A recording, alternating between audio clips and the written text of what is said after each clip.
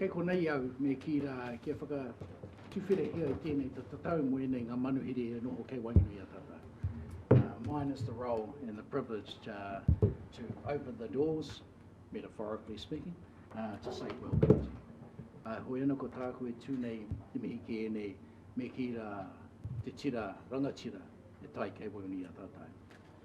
Kei runga I tēnei o ngā ki, so acknowledging each of you in terms of the kaupapa and this paper before us at Council. There's a wonderful little kōrero that talks about the seasons, and in particular matariki. And it talks about if we acknowledge these and we look to nurture and amongst the balancing of everything we wish to achieve, then so it goes, ka puna kai, ka puna tangata, ka ora te tehi mea, ka ora te tehi mea, which means there will be abundance of food and therefore the prosperity of people in terms of a world and a legacy we leave for those coming after us. Hoi ana ko tāku e tū, kei runga te kupu o tēnei te tiamana e mihi rā ki o koutou. Hoki mai tāku mihi ki a koe Tom. And to acknowledge Tom from a previous triennium, this is not a new audience for you, but to mihi to you and in particular the kaupapa. Mō reira tēnei te mihi, tēnā koutou, tēnā koutou, huri no tēnā tātou. Thank you, Chair. Thank you, Bertie. And on behalf of the council, staff and councillors, I want to really give you a warm welcome to our forum. This was a dream that Tom had a long time, many years ago. And so it's a realisation of a dream. And we know that you've gone away and you've done a whole lot of work, and we're looking forward to hearing what you've done and what you intend to do and your direction for the future. Because it's incredibly important the work you're going to do. We know we've got a lot of things wrong in our society, and we know that a lot of the ways that we're farming, whether it be as horticulturalists or as pastoral farmers or as ground croppers, that we're not getting it as right as we should do. So we are looking for some vision and looking for you some thoughts from you on how you're working with the community, how you're making change as we go forward, because we know that a lot of things we've got to change, and this is just one of the things we've got to change. So I'll hand the floor over to you, and who am I handing the floor over to? Chair? Pass. So just to introduce myself, I'm John van der Linden. I'm the current chair of the Hawke's Bay Future Farming Charitable Trust. Just before I sort of talk, I'd just like to introduce the rest of the panel, the trustees that we have with us. So we've got Philip Schofield, who's the vice chair, Liz Crouchick, Scott Lawson, who's the treasurer, Tom Walford, of course, you all know, and Will Foley, you all know as well. And I think one of the things that we'll touch on later, and it was touched on in the report, was what we're going now, there's 7 active members. We're looking to restructure, not necessarily restructure, but structure the trust in such a way that we also have a good Māori representation as well going forward. So that's something that's coming at us, that we'll address in the next few weeks or months going forward.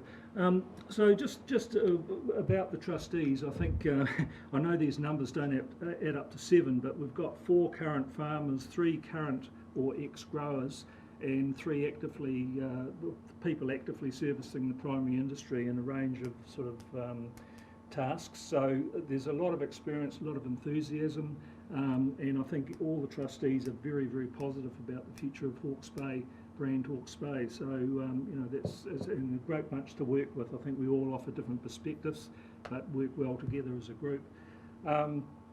Including Greg, and we mentioned Greg. Oh, sorry, Greg Hart sends his apologies. Yeah, he's actually busy working. Sorry about that. Thank you, Tom. So since I think our first substantive meeting on the 19th of September, we've basically been working out who we are, what we do, and some of the achievements that we've put in place are things like developing a digital presence, so a website, Facebook page. We've been sorting out the accounts, getting all those systems in place. Also systems for things like applying for research funding, developing criteria so that we can work out which projects we want to support and which ones we don't.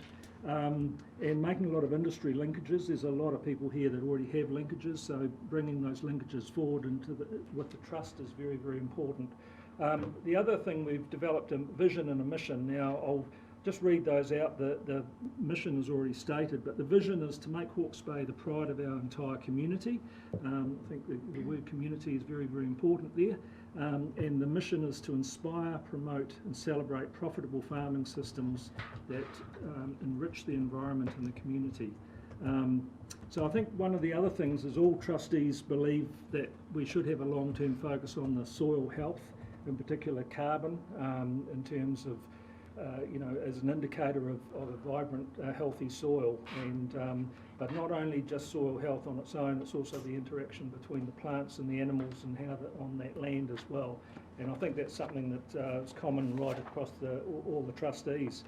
In terms of working out what we do and what we should be doing, I think we've identified now that about 25% of our resource should be allocated towards communication, telling the stories, the good news stories that are out there.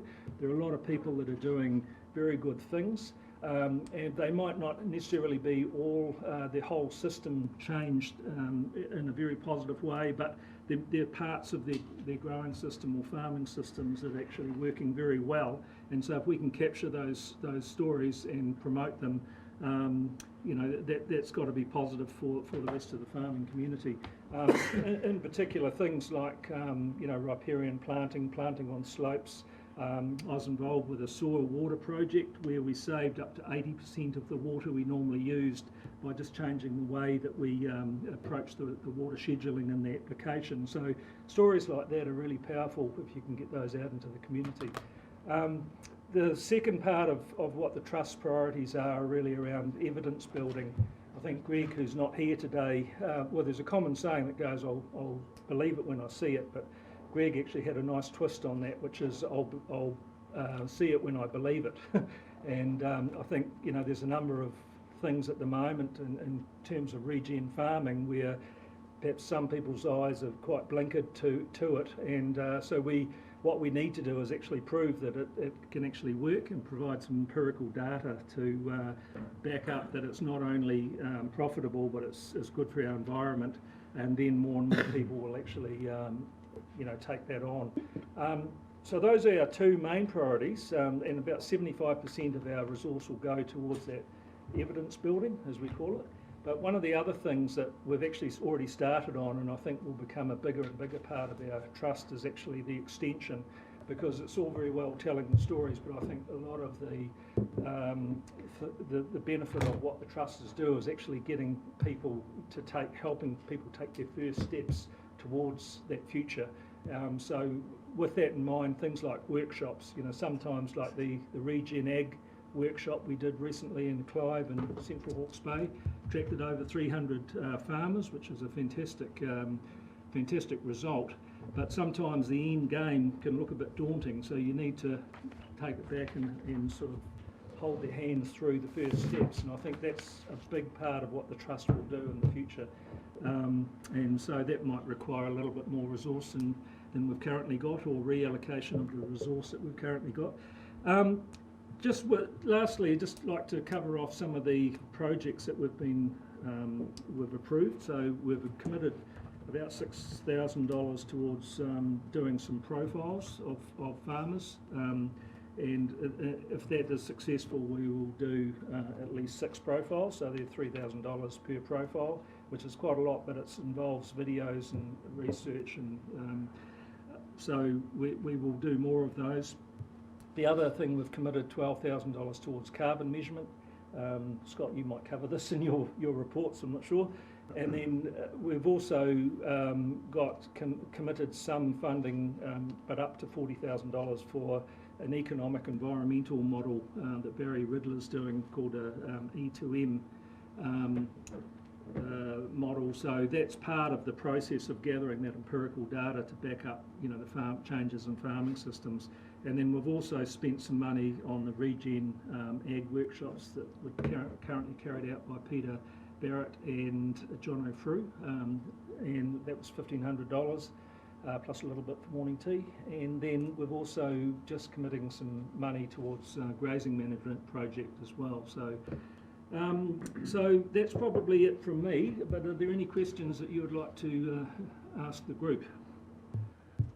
Does Scott want to talk about that particular issue that you're working on? Or do you want us to go straight to questions for you? Does anyone else want to say anything? Just open it up to this. Okay, rightio. Martin. Thank you. Thank you, everyone, for coming along and presenting to us. This is, in some ways, topic du jour. It's an idea whose time has come, I guess, in a lot of respects. I'm interested in the Barry Riddler work. Can you just tell me a little bit more about that? Yeah, can I deflect this to you, Tom? Yeah, what that project involves is going on to 10 farms here in the region. Some of them will be dairy, some of them will be sheep and beef. And what he does basically, we're not financing the building of his model. He has a model that has been peer reviewed and used elsewhere in the country, including by the government. And what it does is let us go onto a farm and sort of baseline all the inputs, all the costs, everything that is going on in that system. Yeah. In terms of economics, outputs, environmental outputs, productivity, the whole picture basically. So that and we're selecting a number of farms that we think are at different places strategically, if you will, in terms of the evidence that we would like to bring forward from doing those. Some of those farms are, for example, dairy moving to organic dairy. Some of them are traditional sheep and beef farms. Some of them are regenerative focused farms. And to the point of the evidence that John mentioned, we really see that what we think we need to deliver is Hawke's Bay generated evidence at the end of the day. There's a lot of these folks that we're encountering who are making these kind of changes they're self-educated, they're finding it online, they're finding videos, they're reading books, they're going to the occasional webinar, workshop somewhere out of the region. But I guess our sense is that the more we can deliver the evidence from our own home turf, the more compelling it'll be. And so what we will do is work our way through those 10 farms initially, do that benchmarking, and then begin to monitor various interventions that come out of that. So the result of him going on a farm is that he will identify different practice changes that that system or that farmer might adopt. Those will get rolled out. We'll see what the results of that are, crank that into the system, hopefully show at the end of the day we've demonstrated a way to make improvement. You. Can I just add, Yep. part of that model which Tom talked about, it's environmental and economic, so it measures profitability, I suppose, if you like, versus just straight out production. And I think part of the problem is we've been driving production too much at the cost of the environment. And it's not always, high production is not always the sweetest spot in terms of profitability. So what this does, it's very clever because it can look at inputs like nitrogen, for example, work out leaching, but also work on profitability, and it finds that sweet spot where it is profitable and environmentally friendly at the same time. So it's quite an exciting model from what we've seen. Can I just ask Mr. Chairman a question of Scott, whoever wants to answer it? I read in the Productivity Commission report, Low Emission Economy, the debate about whether soil sequestration of carbon should be factored into our carbon accounting system, and it was sort of like, as I recall reading it, it's too hard, we're not there yet. What is the block there, and how does this research help resolve that block in the system, if you like? I'll answer that one for you, Martin. The block is the fact that we don't really know what's happening to soil carbon in New Zealand. So we, when I say we, I talk about government soil science knowledge. Ever since Kyoto, we didn't really understand whether our soil carbon was going up or going down under our farming systems. So we left soil carbon out. Yeah. there's growing evidence globally that certain farm practices, loosely called regenerative farming, can increase or build topsoil. And if you increase or build topsoil, you will increase soil carbon. There's a few people around, myself included, that have been changing farm system management on farms for many years now, and most of us can measure changes in length and density and topsoil depth. And where we're measuring soil carbon, we can measure changes in soil carbon. Where we're up to in New Zealand at the moment, officially, is we don't know what's happening to soil carbon. What we would like to do over the next few years is quite quickly show that changing farm system management will change the amount of carbon in the soil. Both good and bad. We know that if we put a lot of synthetic inputs on the soil, we can make soil carbon go down. We're quite good at that.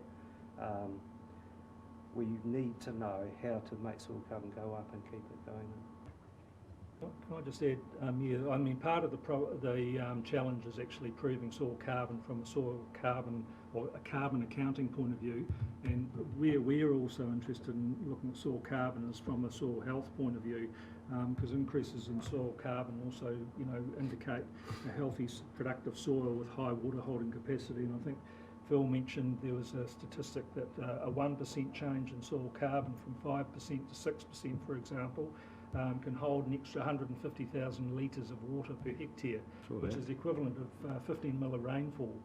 So those figures have huge impacts on, water security, for example. And I think, and not only that, but if we change the way we work and we end up with a deeper topsoil, we end up with a bigger reservoir. So, we can hold more within the reservoir we've got, plus develop a bigger reservoir as well. So those are some of the benefits of soil carbon. And similar benefits for nutrient retention, of course, as well. So the popular perception probably is that a lot of this regenerative stuff is fringe, that it's the outliers who are doing it. I got a newsletter today that I get from abroad on regenerative agriculture, and of course the first item in it was that Willie Nelson, his farm, 500 acres in Texas, was converting to regen agriculture. But the next item was that Cargill was committing to a 20-year program in which they expect to recapture 600 billion cubic meters of water. And they're doing it because they're investing in farms and as suppliers who are regenerative agriculture committed, because of the water retention issue that's been raised here and the capacity of better soils to hold more water. And so if anything, we might have thought we were coming on the loading ramp of an expressway and expecting slow-moving traffic at rush hour. And the fact of the matter is the expressway is moving pretty quickly, and we're here trying to catch up with it in some respects. So there are plenty of big players. Bayer, another company that you don't associate with small farming, is doing the same thing. They've committed to a program where they are, again, their suppliers will be regenerative agriculture suppliers because of the benefits they think that can bring them in terms of cost savings and water reduction use, etc. So, and you would have seen this sort of thing. So I think it's fair to say this group, we probably started 6 months ago a bit more agnostic than what we've become, really, in terms of looking at what's going on in this country and elsewhere in this particular space.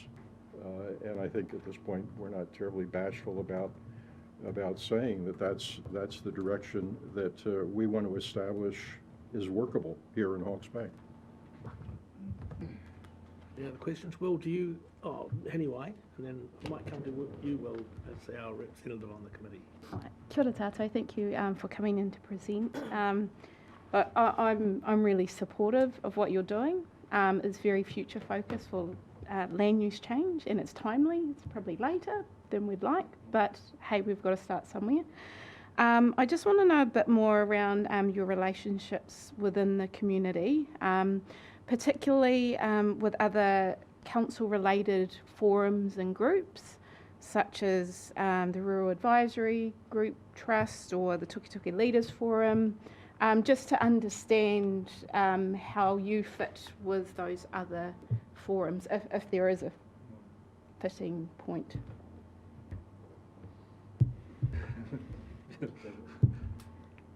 Looking at me? Yeah. Well, I think we're still in the formative stages of setting up those links, and I think we've got a number of leads that we're working on at the moment. But I think the last 6 months or so has really been just getting our feet under the table and working out what we are and who we are. We definitely have identified that we need to develop linkages, and we've got some of those underway. It's just how we work those. So yeah, I don't know if there's anything else anyone. I mean, we have talked to MPI, we've talked to Land Care, we've talked to Landwise here in the area. We've talked to Beef and Lamb. Beef and Lamb is conducting its own international study now in this area of regen agriculture because they're sensing that's the direction of things. And we have had quite a bit of engagement with the staff here in terms of what they're doing in the integrated catchment management space. And John referred to extension. I think there's no mystery that sort of face-to-face interaction is the pathway to adoption. And the more that we can stimulate or undertake, the better off, faster we're going to make change. If I could just add something to that, sorry, just to say that we wish to be inclusive, not exclusive, and we're wishing to speak to lots of different groups all the time, and some of the groups may have differing views on one side of their policy than the rest, but we're just open to discussing and building channels of communication with people. So, but we don't want to be duplicating what's already been done. We've talked about that at board table before too. So something like the drought response was an interesting one because people were coming to us looking for funds and bits and pieces, people questioning us, and we're saying that's not our space. So we have to be careful, we'd have linkage, but not go and do something that somebody else is being charged with, like the Rural Advisory Group, for instance. We can be part of the solution longer term, and that's where we wish to develop those strategies. Craig? Thanks very much, everyone. A couple of questions. First and foremost, the part of the original mandate was to try and work, segues from what you were just saying, to seek other funding to get leveraging off these partnerships you've got out there.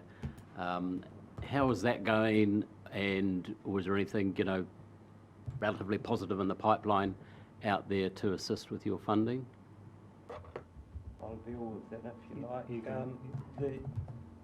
There is a lot of interest on the part of MPI through this SFF funds to do research in the space we're talking about.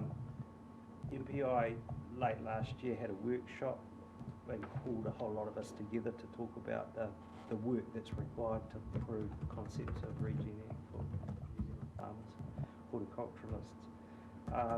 So that group's had only one meeting and a few discussions, but we at MPI are employing a couple of scientists at the moment to look into what research should be done and how it should be done on farms around New Zealand. That's kind of put a bit of a slowdown on applications for funding or big amounts of funding in this space. But we are talking to MPI and Land Care about that work, and similarly your staff here to do group funding applications to the SFF or MPI funds.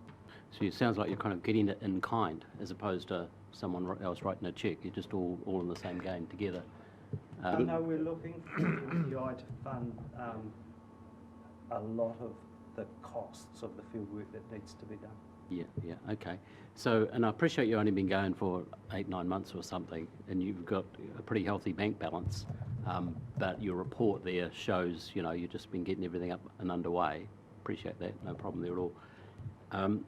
So everyone's a bit tight for cash at the moment, and you've got committed funding from the council again this year, or next financial year. is there any, you're describing some of the programs, 40K for the guy to do the analysis and all that kind of stuff. As part of your budget planning, that will be used for the purposes that which it's given. Can you see it being chewed up this year, or do you think there might be some residual there at the end of the day? We're certainly working within our budget. I don't know you want to working within our budgets, and I think what a lot of the work that we're doing, we won't necessarily fund solely ourselves. We'll aim to co-fund. Yeah. And then we have spoken, but we need to address that, I think, in the next little while in terms of fund generation. We have spoken about sponsorship and also just projects that where we align the sponsors with those, rather than just being, because we do recognise that it's a finite pool that we have. Yeah, okay, that's fine, thanks. And just finally, why do you think, and Tom, your explanation of it's more better farming than regenerative farming, that's one and the same, but actually financially, business-wise and environmentally wise, you can have a better result given some of the work that you're doing. Can you just speculate, if you want, for a moment, why is that not more prevalent out there?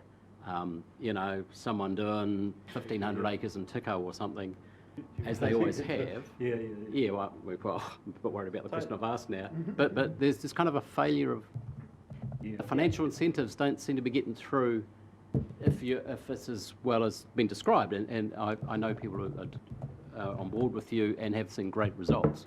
But I always wonder why it's not more widespread.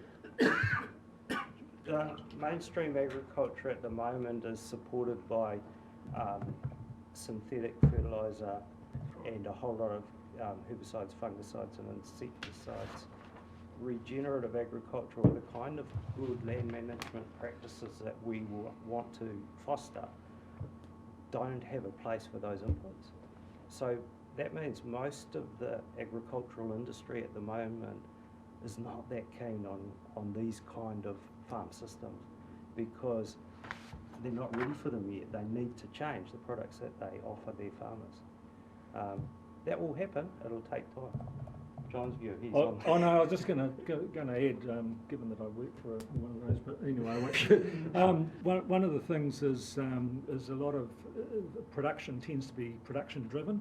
If you look at Fonterra, it's all about production, and I think there is a sweet spot where, if you're milking a cow, you don't want to be driving that cow at 500 to 600 kilos of milk solids a year, because the whole system's working at its max, ready to explode.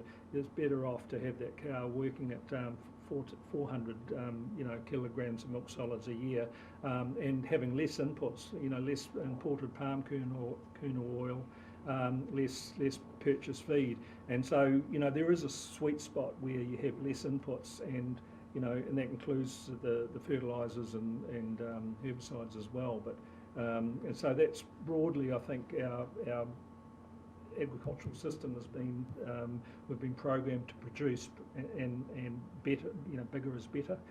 So it's a bit of a mind shift, and we have to show people that you can be profitable at less production. I think that's part of the reason why we've opted to try this thing with Barry Riddler, because he is totally focused on the economics. He starts with the economics of it, and he identifies exactly how you are spending your money and exactly what your incremental dollar is producing, both on the bad side and on the plus side, and it generally leads to not extravagant interventions that are needed. They're actually rather incremental ones in terms of what seeds you're sowing, how much diversity of ground cover you have, what your grazing patterns are, that sort of thing. It's not like there's some gigantic silver bullet out there. But it's measurable. It is all measurable, and I think our feeling has been that that's what has to be documented, because people will dismiss that these outliers are well, they're not really farmers. They're operating a lodge, or they're doing this or they're doing that. When the fact of the matter is, as we've tried to identify which are the farms that we want to produce material on, do videos and do the research and so forth, there are plenty of farmers around Hawke's Bay who are doing quite well, thank you, despite a drought in Central Hawke's Bay and elsewhere and so forth. There are plenty of people who have lush pastures out there, and it's because of how they farm. It's, it's as simple as that. Thank you, Tom. Records are important because we're really getting out of time here. I'm sure it's important. Off you go. My question is And then to you, Will, to wind us up. My question is to Tom. You were the person who drove this initiative from the beginning and was its staunchest advocate. You're now on the inside of it. I'd like to hear from you. Is this farming trust meeting your expectations that you had when you started? Is it doing better than you thought? Is it doing less than you thought? And what has your interaction with these people in this practical effect changed your mind about? What a loaded question. We're simple answer, yes. Well, you'll only answer honestly, Tom. I'm not going to ask you what they think of me because I don't want anybody else to hear that. Look, we all know that we didn't get this thing constituted until December. Oh. Okay? So we went through some institutional growing pains of sorting out who's who and what's what. We got that sorted. I think the change that kind of represented was that the working group that had been operating a year, basically, to try to shape this into something before appointing trustees and so forth, probably was probably a wider group in terms of where the different people on the spectrum were in terms of what's the challenge for agriculture or farming in Hawke's Bay. Without there being a strategy involved, the net of what happened in terms of how we got ourselves constituted is, I think we did find ourselves with a bunch of people, across all 7 of us, who are on the same page. And it took us a bit of time to discover that was the case, that we all are, in the same hymn book here in terms of what we think needs to be done, and that the way to get more of this done is to really telegraph and celebrate the leading edge folks. And that's what ultimately will demonstrate that this is a smarter thing to do. As some of you are aware, when the agriculture minister was in town next, he went and looked at a variety of drought related farms, and we sent out some material, or somebody sent out some material that said, well, why don't you go down the road here and look at this one? It happens to be a set of farms that Phil has been working on for some time, quite different circumstances for that farmer. And so I guess my view is that we have a group of people who are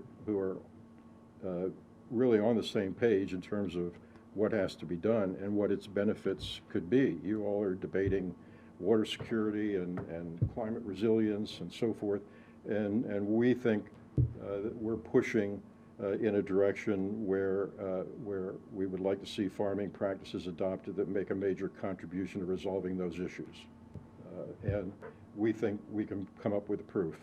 Now we need some time to do that. I think we've put some appropriate building blocks in place. We know what we're doing. We have some initial projects we think are cornerstone projects. We now have to build the relationships with others in the community to expand what we're doing. But I'm pleased as punch. Thank you, Tom. Thank you. Now, will you just wind us up? Yeah. To the 3/4 of an hour. Tom was asking for an hour, but he's not getting an hour. He's got 3/4 of an hour, though. No, Which look, was moved from 10 minutes. If I could just say thank you to the team for coming in, and I think you've done a pretty good job at presenting exactly what has happened in the last 9 months and where we're up to. So I jumped on board in December as it states, and yeah, like anyone, I was probably a little bit frustrated with the time to set up, but I think it had to go through that. We had to find our feet, and ever since that point, I think we've seen progress in setting up projects and heading the direction we want to head. I think for me, you know, while this was spoken about and planned in the last few years, the biggest thing for me was not reinventing the wheel. Farmers pay plenty of money towards levies and research, and so, you know, we simply didn't want to replicate that. So I think you know, it is on that different path, even though we're seeing beef and lamb and MPI take an interest in this type of alternative farming now. So and yeah, I think yeah, Tom summed it up. We now need time to come up with a proof to answer Councillor Foss's question, and you know, hopefully in 12 months' time we'll be we'll have some results and be well on that way. So yeah, thank you, team. Thank you very much, and thank you, you guys. We really do appreciate the work you're doing. You know, it's really innovative stuff, and we want to drive our community to be the market leaders on all fronts: climate change, farming practices, just everything we do. We need to be the leading edge community, and you're a really important part of that. So, really appreciate you coming along today. Really appreciate the work you do. I imagine you do. You're all volunteers, and you do an enormous amount of work because of your passion. And so, thanks from our community. Do I have someone to receive this report, please? Will you move to receive the report? Rick, seconder. All those in favour? Aye. Aye. Thank you very much. Thank you very much, guys. Thanks Thanks for coming in. Very well. Team, through good. Okay.